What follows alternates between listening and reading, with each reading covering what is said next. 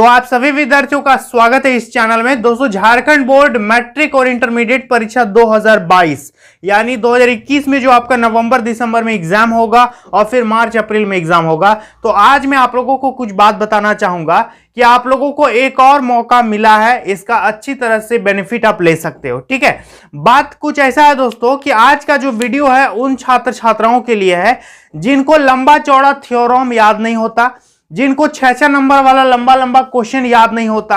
अब आ गया कि गॉस थ्योरम को प्रूव कीजिए या फिर लेंस मेकर फॉर्मूला को प्रूव कीजिए या थेल्स प्रमेय को बना करके दिखाइए, या फिर कई तरह का जो थ्योरम है लंबा लंबा क्वेश्चन है कि लगभग 2 पेज का बन जाता था। जो इन सब क्वेश्चंस को नहीं बना पाते हैं, लंबी लंबी चीजों को याद नहीं कर पाते हैं, अब पूछ दिया कि असहयोग आंदोलन क्या है था और कब हुआ था, इसके कारणों की विवेचना करते हुए टिप्पणी करें 6 मार्क्स का, तो लंबा सा आपको लिखना पड़ेगा लगभग 3-4 पेज का, तब आपको 6 नंबर मिलेगा।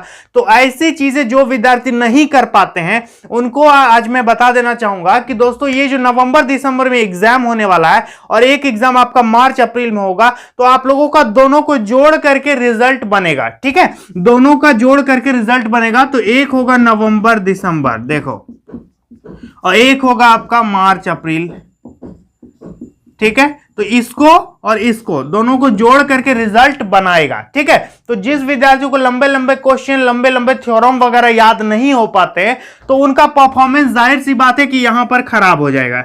ठीक है, तो यदि आपको भी डर है कि मेरा ऐसे नहीं हो पाएगा, हमको लंबा क्वेश्चन आंसर याद नहीं होता है, हम नहीं बना पाते हैं, तो आप जो है यहां पर थोड़ा सा मार खा जाओगे, यहां पर आपका मार्क्स कम आ जाएगा। तो उसको मेंटेन करने के लिए सबसे जरूरी है कि आप इस पर फोकस करो। ठीक है, इस पर यदि आप 45 प्लस ले आते हो और इस पर यदि मान लेते हैं 30 ही लाते हो, 25 ही लाते हो, सिर्फ पास कर जाते हो, तो ये आपका रिजल्ट बना देगा। समझ में आ रहा है? तो इस एग्जाम को जो विद्यार्थी फोकस करेगा, आगे उसका थोड़ा सा रिजल्ट यदि खराब भी होता है, 2-4 थ्योरम नहीं भी बना पाते हो, लंबा लंबा क्वेश्चन नहीं भी बनाते हो वहां पर, तो भी आपका चलेगा, आप अच्छे मार्क्स से पास करोगे। लेकिन यदि यहीं पर आप बर्बाद करके रख दोगे तो फिर आगे आप चौपट हो जाओगे। ठीक है, यहां इससे आसान आपका कुछ नहीं है। समझ में आ रहा? हम लोग जब एग्जाम देते थे जैसे फिजिक्स केमिस्ट्री में, तो कुछ भी बना पाएंगे कि नहीं बना पाएंगे ये तो छोड़ दो, लेकिन एक उम्मीद रहता था कि 15 ठो ऑब्जेक्टिव आएगा तो 15 में से 14 ठो लगभग सही करके आना है।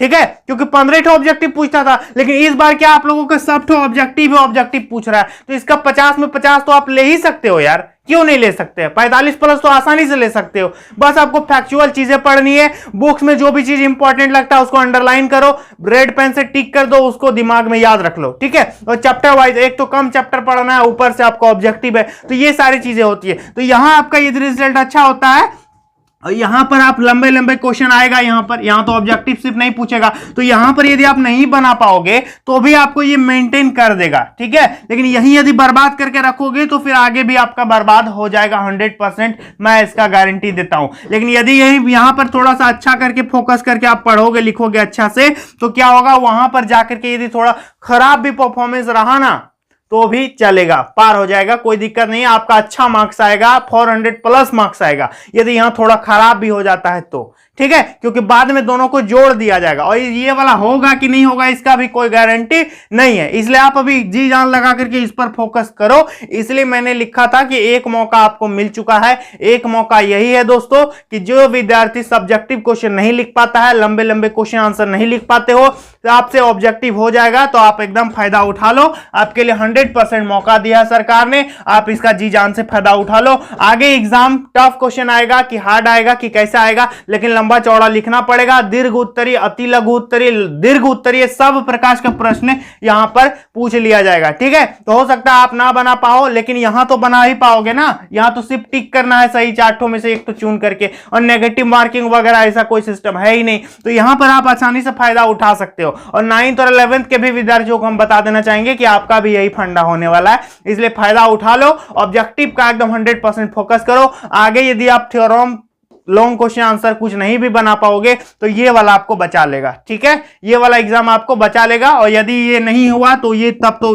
बस एक ही बचेगा आपके पास। ठीक है, यदि इठो नहीं हुआ तो सिर्फ आपके पास एक ही तो बचेगा और इसी से रिजल्ट बनेगा। यानी कहने का मतलब आपका ओवरऑल मुझे यही कहना है कि this exam is the result deciding factor for your exam. यही एग्जाम आपका जो है आपका रिजल्ट डिसाइड करेगा कि आपका कितना मार्क्स आएगा, कितना मार्क्स नहीं आएगा। ठीक है, और जो विद्यार्थी मान लेते हैं कोई 80% यदि मार्क्स लाएगा फाइनल में, तो उसका देखना कि मैक्सिमम रोल किस एग्जाम का होगा, ईचो एग्जाम का रहेगा। ठीक है, 80% कोई टॉप भी करेगा ना, तो उसका पूछना कि तुम कौन सा एग्जाम में ज्यादा बढ़िया मार्क्स लाया है,